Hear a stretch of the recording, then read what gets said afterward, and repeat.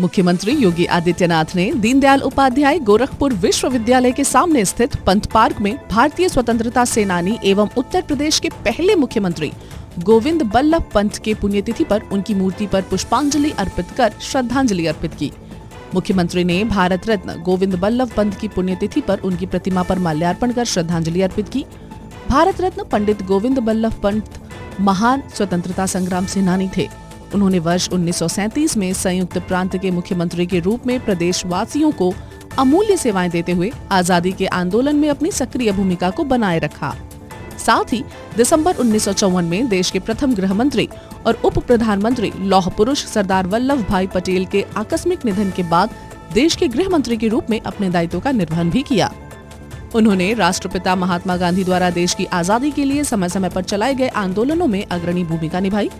उन्होंने 24 जनवरी 1950 को उत्तर प्रदेश के पुनर्गठन पर प्रदेश के प्रथम मुख्यमंत्री के रूप में प्रदेश की व्यवस्था को सुचारू रूप से आगे बढ़ाने में महत्वपूर्ण भूमिका का निर्वहन किया।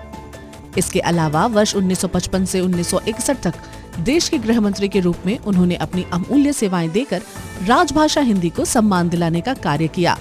देश के प्रति उनकी सेवाओं के लिए वर्ष 1957 में उन्हें भारत के सर्वोच्च नागरिक सम्मान भारत रत्न से सम्मानित किया गया। पंडित गोविंद बल्लभ पंत जी की आज पावन पुण्यतिथि है।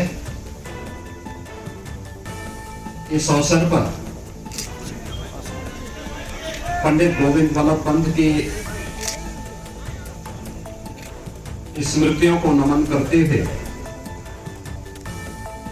प्रदेशवासियों की ओर से मैं उन्हें विनम्र श्रद्धांजलि अर्पित करता हूं। हम सब जानते हैं कि पंडित गोविंद बल्लभ पंत जी देश के महान स्वतंत्रता संग्राम सेनानी थे। एक उत्कृष्ट अधिवक्ता के साथ ही राजनेता और कुशल प्रशासक के रूप में प्रदेश और देशवासी उनका स्मरण करते हैं। भारत के संविधान सभा के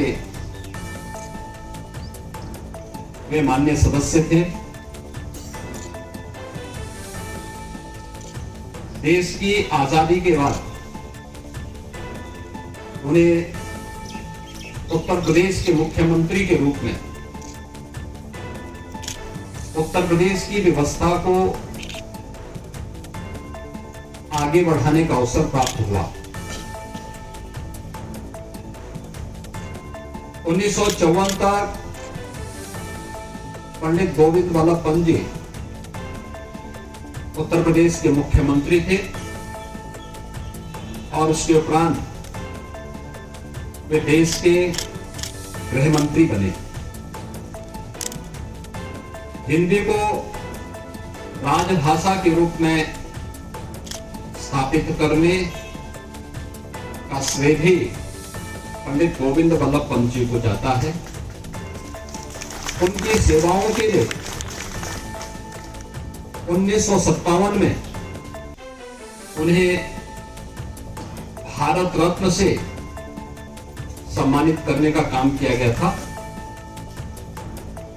आज जिस विश्वविद्यालय के प्रांगण में हम लोग खड़े हैं,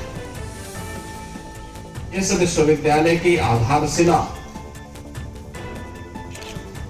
पंडित गोविंद बल्लभ पंत जी के ही कर कमलों से रखी गई थी।